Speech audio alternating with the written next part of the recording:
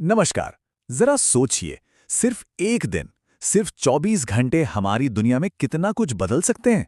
तो आज हम आपको लेकर चलेंगे 21 अप्रैल 2026 के दिन में और देखेंगे कि उस एक दिन में ऐसा क्या-क्या हुआ जिसने हमारे आने वाले कल पर अपनी छाप छोड़ी। तो सवाल यही है कि भाई एक अकेला दिन कितना असर डाल सकता है। देखिए, कहने को तो ये सिर्फ 24 घंटे हैं, लेकिन इस दौरान जो फैसले लिए जाते हैं, जो नई खोज होती है या जो बड़ी बड़ी उपलब्धियां हासिल की जाती हैं, वो आने वाले कई सालों के लिए दुनिया की दिशा तय कर सकती हैं। तो इस विश्लेषण में हम हर पहलू पर नजर डालेंगे, डिप्लोमेसी से लेकर स्पेस एज टेक्नोलॉजी तक और देश में चल रही पहलों से लेकर कुछ ऐसी व्यक्तिगत कहानियों तक जो वाकई प्रेरणा देती हैं। चलिए शुरुआत करते हैं ग्लोबल स्टेज से। यहाँ हम देखेंगे कि कैसे अलग अलग देश आपस में जुड़ते हैं और क्यों कुछ तारीखें इतनी मायने रखती हैं। 20 अप्रैल का दिन था जब दुनिया भर में यूएन चाइनीज लैंग्वेज डे मनाया गया। ये दिन हमें याद दिलाता है कि यूनाइटेड नेशंस में कितनी भाषाएं बोली जाती हैं और ग्लोबल कम्युनिकेशन में इन भाषाओं का क्या रोल है। तो यूएन की ऑफिशियल लैंग्वेज होने का मतलब क्या होता है? इसका सीधा मतलब ये है कि ये उन चुनिंदा भाषाओं में से एक है जिसे ऑर्गेनाइजेशन के सारे ऑफिशियल कामकाज में इस्तेमाल किया जाता है। और ऐसा इसलिए करते हैं ताकि दुनिया भर के सदस्य देश आसानी से एक दूसरे से बात कर सकें। और आपको बता दें, यूएन की कुल 6 ऑफिशियल लैंग्वेजेस हैं: अंग्रेजी, फ्रांसीसी, चीनी, रूसी, स्पेनिश और अरबी। ये भाषाई विविधता ही तो यूएन के ग्लोबल मिशन का असली चेहरा है। अब एक ऐसी खबर जो डिप्लोमैटिक सर्कल्स में काफी चर्चा में रही। पूर्व राजनेता दिनेश त्रिवेदी को बांग्लादेश में भारत का नया हाई कमिश्नर बनाया गया है। अच्छा, अब इसमें अनोखा क्या है? अनोखा ये है कि ये जो पोस्ट होती है ना, ये आमतौर पर करियर डिप्लोमैट्स के लिए होती है। मतलब वो ब्यूरोक्रेट्स जिन्होंने अपनी पूरी जिंदगी इसी काम में लगाई है। किसी राजनेता का इस पद पर आना ये वाकई एक बड़ा बदलाव है और शायद भारत की विदेश नीति में एक नए दौर का इशारा भी। चलिए अब डिप्लोमेसी से निकलकर सीधे टेक्नोलॉजी की दुनिया में चलते हैं। यहाँ एआई से लेकर स्पेस तक कुछ बहुत ही रोमांचक डेवलपमेंट्स हुई हैं।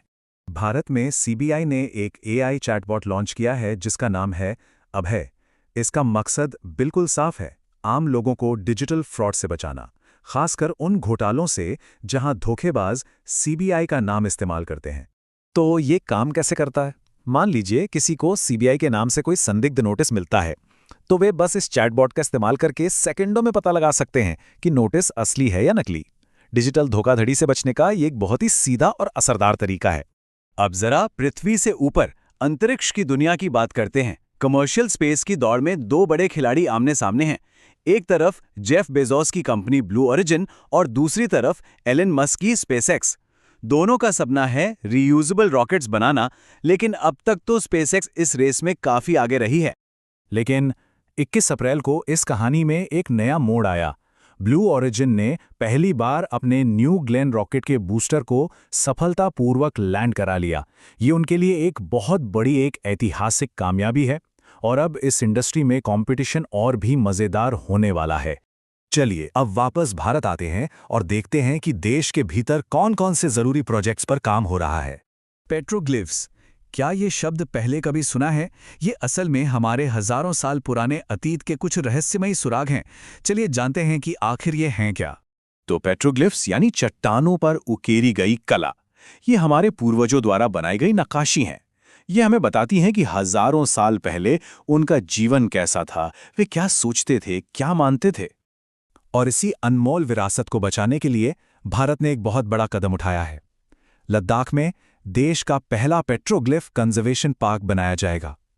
ये हमारी ऐतिहासिक धरोहर को बचाने की दिशा में एक बहुत जरूरी कोशिश है। टेक्नोलॉजी के मोर्चे पर एक और अच्छी खबर है। ओडिशा की इन्फो वैली में भारत की पहली advanced 3D semiconductor packaging unit शुरू हो गई है। ये भारत को ग्लोबल इलेक्ट्रॉनिक्स मैन्युफैक्चरिंग का हब बनाने के सपने की ओर एक बहुत बड़ा कदम है। और आखिर में बात करते हैं उन लोगों की जिन्होंने अपनी असाधारण उपलब्धियों से सबका ध्यान अपनी ओर खींचा। सबसे पहले बात करते हैं पायल नाग की।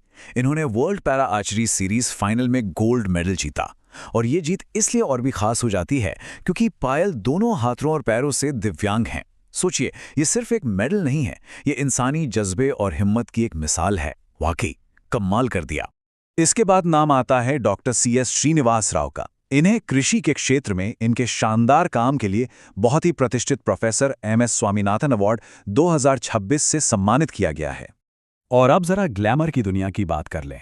गोवा की साध्वी सतीश शेलार ने मिस इंडिया वर्ल्ड 2026 का खिताब अपने नाम किया है। तो कुल मिलाकर 21 अप्रैल का दिन नई शुरुआतों, नई रणनीतिक साझेदारियों और इंसानी जज्बे को सलाम करने वाली शानदार उपलब्धियों से भरा रहा। और हम आपको इसी एक सवाल के साथ छोड़े जाते हैं। आज के इन तमाम सुर्खियों में से वो कौन सी घटना होगी जिसे आने वाले कल में इतिहास का एक अहम मोड़ माना जाएगा? सोचने वाली बात है। हमारे साथ जुड़ने के लिए धन्यवाद।